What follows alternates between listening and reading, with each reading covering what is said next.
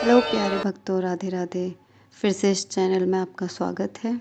Welcome back to this channel. और इसको subscribe कर लीजिए जिससे आपको ऐसी अच्छी अच्छी ऑडियो वीडियोस मिलते रहें। तो चलिए श्री भक्तमाल के द्वादश प्रधान भक्तों में श्री सुखदेव जी की कथा का श्रवण करते हैं। सुखदेव जी महर्षि वेदव्यास के पुत्र हैं। इनकी उत्पत्ति के संबंध में अनेकों प्रकार की कथाएं मिलती हैं। महर्षि वेदव्यास ने यह संकल्प करके कि पृथ्वी जल वायु और आकाश की भांति धैर्यशाली तथा तेजस्वी पुत्र प्राप्त हो, गौरी शंकर की विहार स्थली सुमेरु श्रृंग पर घोर तपस्या की। उनकी तपस्या से प्रसन्न होकर शिव जी ने वैसा ही पुत्र होने का वर दिया। यद्यपि भगवान के अवतार श्री कृष्ण द्वैपायन की इच्छा तथा दृष्टि मात्र से कई महापुरुषों का जन्म हो सकता है और हुआ है, तथापि अपने ज्ञान तथा सदाचार के धारण करने योग्य संतान उत्पन्न करने के लिए और संसार में किस प्रकार से संतान की सृष्टि करनी चाहिए, यह बात बतलाने के लिए उन्होंने तपस्या की होगी। सुखदेव जी की महिमा का वर्णन करते समय इतना स्मरण हो जाना कि वे वेदव्यास के तपस्या जनित पुत्र हैं, उनके महत्व की असीमता सामने आ जाती है। एक दिन वे अरणि मंथन कर रहे थे। उसी समय घृताशी अप्सरा वहां आ गई। संयोग ही ऐसा था या यूं कहें कि यही बात होने वाली थी। उनका वीर्य अरणि में ही गिर पड़ा। उसी से सुखदेव का जन्म हुआ। उनके शरीर से निर्धूम अग्नि की भांति निर्मल ज्योति फैल रही थी। वे उस समय 12 वर्ष के बालक की भांति थे। स्त्री रूप धारण करके गंगा जी वहां आई। बालक को उन्होंने स्नान कराया। आकाश से काला मृगचर्म और दंड आया। गंधर्व अप्सरा विद्याधर आदि गाने बजाने और नाचने लगे। देवताओं ने पुष्प वर्षा की। सारा संसार आनंद मग्न हो गया। भगवान शंकर और पार्वती ने स्वयं पधार कर उसी समय उनका उपनयन संस्कार किया। उसी समय सारे वेद उपनिषद इतिहास आदि मूर्तिमान होकर उनकी सेवा में उपस्थित हो गए। अब वे ब्रह्मचारी होकर तपस्या करने लगे। उनकी प्रवृत्ति धर्म अर्थ और काम की ओर न थी। वे केवल मोक्ष का ही विचार करते रहते थे। उन्होंने एक दिन अपने पिता व्यास वेद के पास आकर बड़ी नम्रता के साथ मोक्ष के संबंध में बहुत से प्रश्न किए। उत्तर में व्यासदेव ने बड़ी ही वैराग्यपूर्ण उपदेश दिया। वो उपदेश क्या था? बेटा, धर्म का सेवन करो, यम नियम तथा दैवी संपत्तियों का आश्रय लो। यह शरीर पानी के बुलबुले के समान है, आज है तो कल नहीं है। क्या पता किस समय इसका नाश हो जाए। इसमें आसक्त होकर अपने कर्तव्यों को नहीं भूलना चाहिए। दिन बीते जा रहे हैं, क्षण क्षण आयु क्षीण हो रही है, एक एक पल की गिनती की जा रही है। तुम्हारे शत्रु सावधान हैं, तुम्हें नष्ट कर डालने का मौका ढूंढ रहे हैं। अभी अभी इस संसार की ओर से अपना मुंह मोड़ लो। अपने जीवन की गति उस ओर कर दो जहाँ उसकी पहुँच नहीं है। संसार में वे ही महात्मा सुखी हैं जिन्होंने वैदिक मार्ग पर चलकर धर्म का सेवन करके परम तत्व की उपलब्धि की है। उनकी सेवा करो और वास्तविक शांति प्राप्त करने का उपाय जानकर उस पर आरूढ़ हो जाओ। दुष्टों की संगति कभी मत करो, वे पतन के गड्ढे में ढकेल देते हैं। वीरता के साथ काम क्रोध आदि शत्रुओं से बचो और धीरता के साथ आगे बढ़ो। तुम्हें कोई तुम्हारे मार्ग से विचलित नहीं कर सकता। परमात्मा तुम्हारा सहायक है। वह तुम्हारी शुभेच्छा और सच्चाई को जानता है। बेटा, मैं तुम्हारा अधिकार जानता हूँ। तुम तत्व ज्ञान प्राप्त करने के लिए मिथिला के नरपति जनक के पास जाओ। वे तुम्हारे संदेह को दूर करके स्वरूप बोध करा देंगे। तुम जिज्ञासु हो, बड़ी नम्रता के साथ उनके पास जाना। परीक्षा का भाव मत रखना, घमंड मत करना, उनकी आज्ञा का पालन करना। मानुष मार्ग से पैदल तितिक्षा करते हुए ही जाना उचित है। पिता की आज्ञा शिरोधार्य करके सुखदेव जी महाराज कई वर्ष में अनेकों प्रकार के कष्ट सहन करते हुए मिथिला में पहुँचे।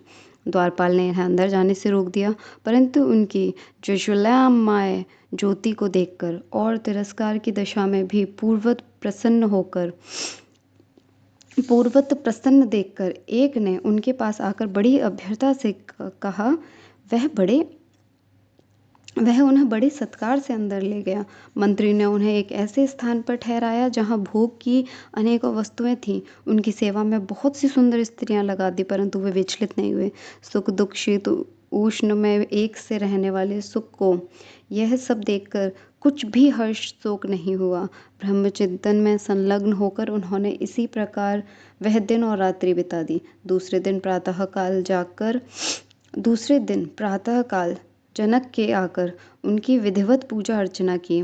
कुशल मंगल के पश्चात सुखदेव ने अपने आने का प्रयोजन बतलाया और प्रश्न किया। जनक ने उनके अधिकार की प्रशंसा करते हुए कहा, बिना ज्ञान के मोक्ष नहीं होता और बिना गुरु संबंध के ज्ञान नहीं होता।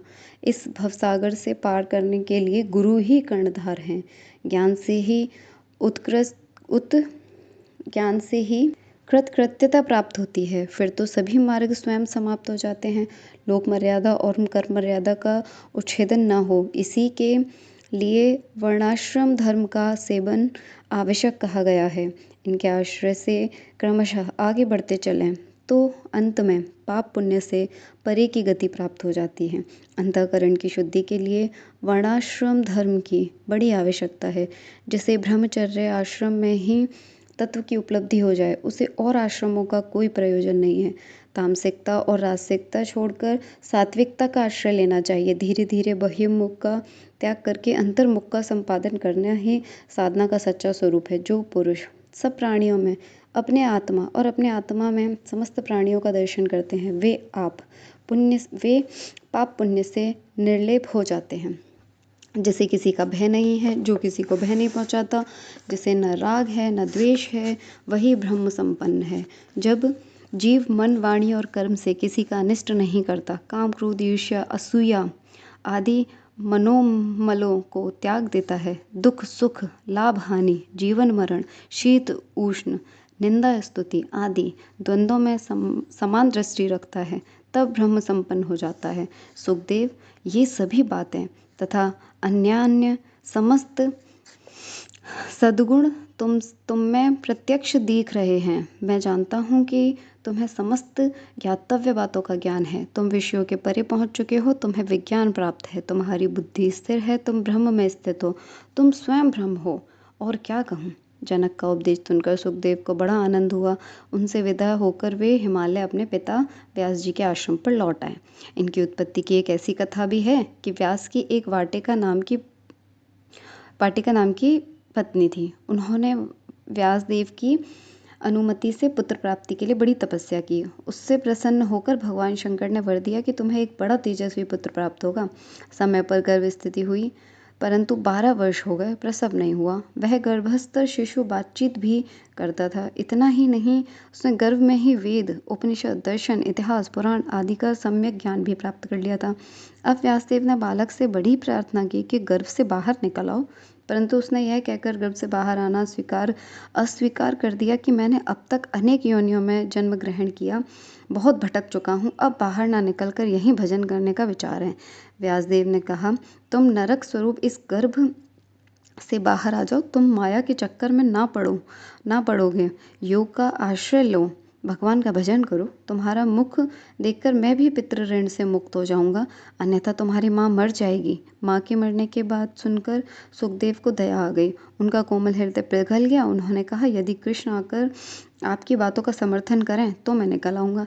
इसी बहाने उन्होंने जन्म के समय ही अपने पास श्री कृष्ण को बुला लिया। व्यास की प्रार्थना से श्री कृष्ण ने आकर कहा कि गर्भ से निकल आओ, मैं इस बात का साक्षी हूँ कि माया तुम पर प्रभाव नहीं डालेगी।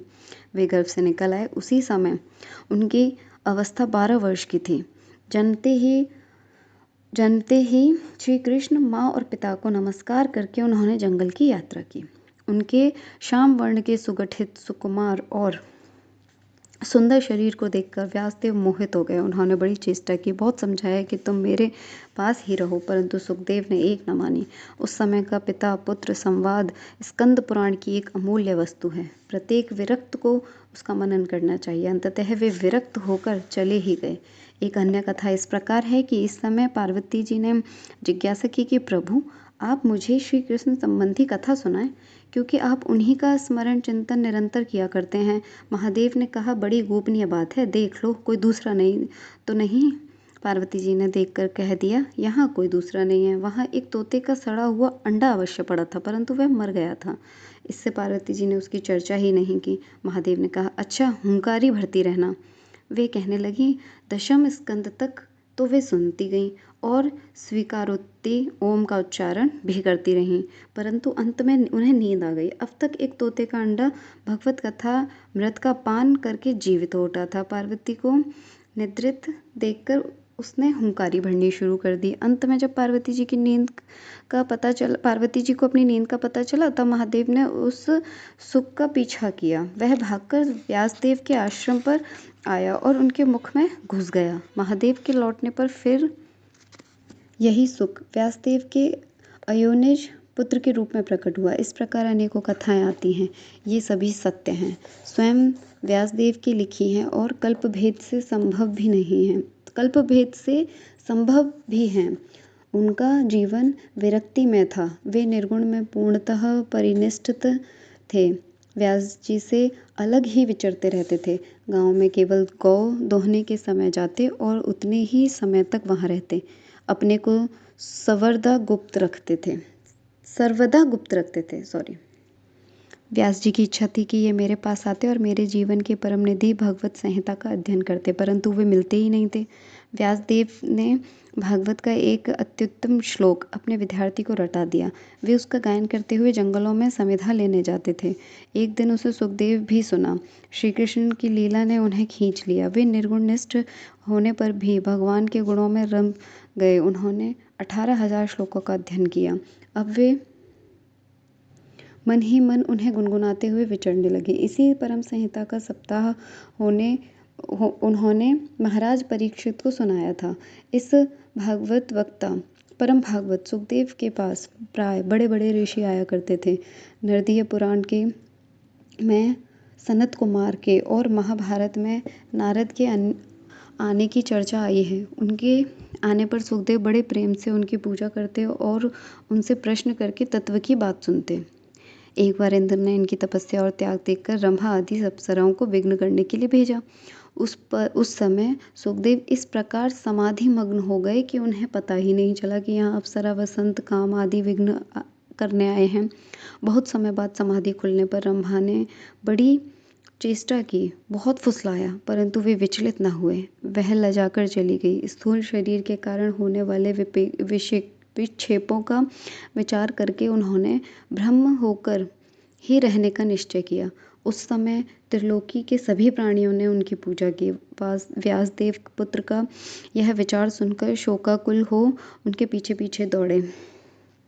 सुखदेव ने पहले ही आज्ञा कर रखी थी, इसलिए वृक्षों ने व्यासदेव को समझाने की बहुत चेष्टा की, पर वे आगे बढ़ते ही गए। एक सरोवर में कुछ अप्सराएं स्नान कर रही थी। वे सुखदेव के सामने ज्यों की त्यों खड़ी रहीं, किंतु व्यास जी को देखकर वस्त्र पहनने लगी। इस पर व्यास जी ने पूछा कि सुखदेव को देखकर तो तुम स्नान करती रहीं, मुझे देखकर क्यों निकल आई?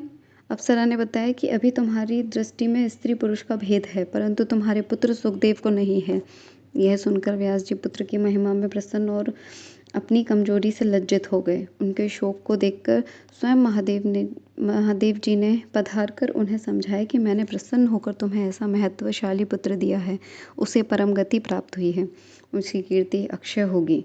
यह कहकर महादेव ने उन्हें एक छाया सुख दिया। व्यासदेव ने उन्हें छाया सुख को लेकर संतोष किया और अब भी वे निरंतर अपने पुत्र को देखा करते हैं। सुखदेव ब्रह्मभूत हो जाते हैं या छाया सुख के रूप में विद्यमान हो, कम से कम यह बात अधिकार के साथ कही जा सकती है कि वे अब भी हैं और अधिकार पुरुषों को दर्शन देकर उपदेश भी करते हैं। कहीं कहीं इनकी एक पीवरी नाम की स्त्री और कृष्ण गौरप्रभ आदि संतानों का भी वर्णन आता है। बोलो सुखदेव भगवान की जय। भक्तों, द्वादश प्रधान में भक्तों में कुछ कथाएं और हैं, एक दो, उनको हम यहीं विराम करते हैं।